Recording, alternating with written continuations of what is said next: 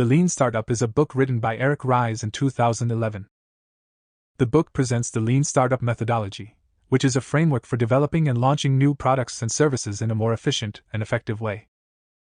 The methodology is based on three core principles: the build, measure, learn feedback loop, validated learning, and the minimum viable product. The Lean Startup has been widely embraced by entrepreneurs, innovators, and established companies looking to stay competitive in a rapidly changing business environment.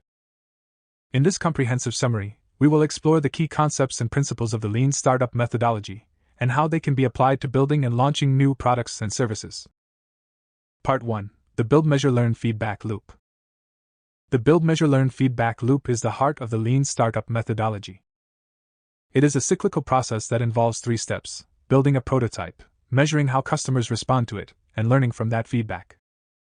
The goal is to create a continuous cycle of experimentation, feedback, and learning that allows entrepreneurs and innovators to quickly adapt their ideas and refine their products or services. Building a prototype.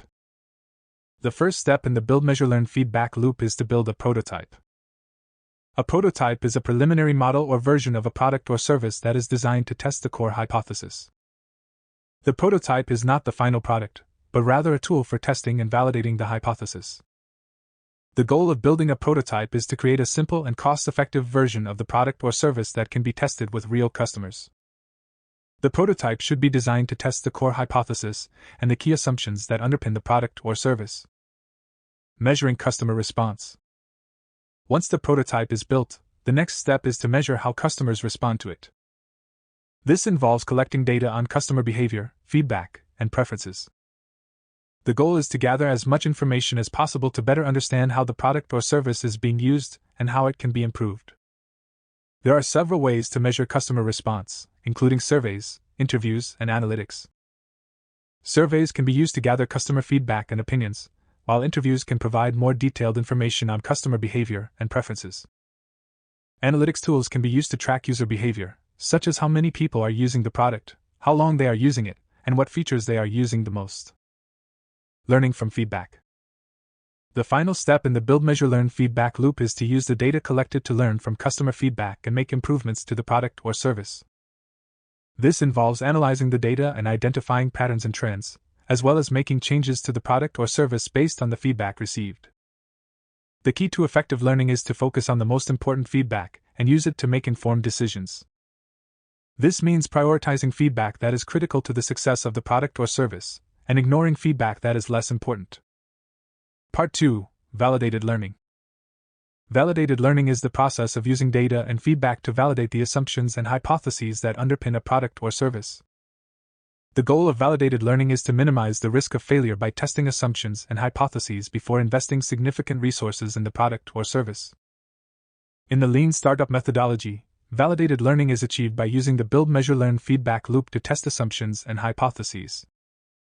This involves identifying the key assumptions and hypotheses that underpin the product or service, and designing experiments to test them. The experiments should be designed to provide clear and actionable feedback on the validity of the assumptions and hypotheses. The key to effective validated learning is to be open to feedback and to use it to make informed decisions.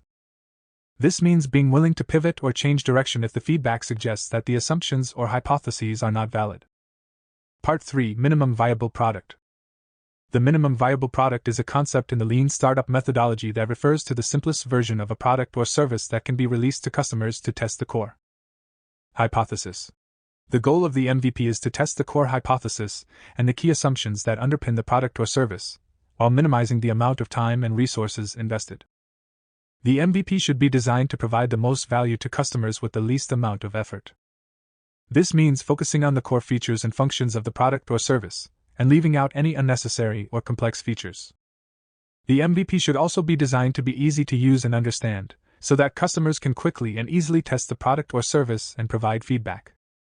This means designing the user interface and user experience to be intuitive and user-friendly.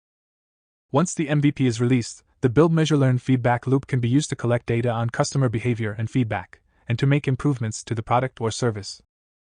This may involve adding new features, improving existing features, or making changes to the marketing strategy. Conclusion. The Lean Startup methodology is a powerful framework for developing and launching new products and services in a more efficient and effective way. The key principles of the methodology: the build, measure, learn feedback loop, validated learning, and the minimum viable product provide a structured and iterative approach to innovation that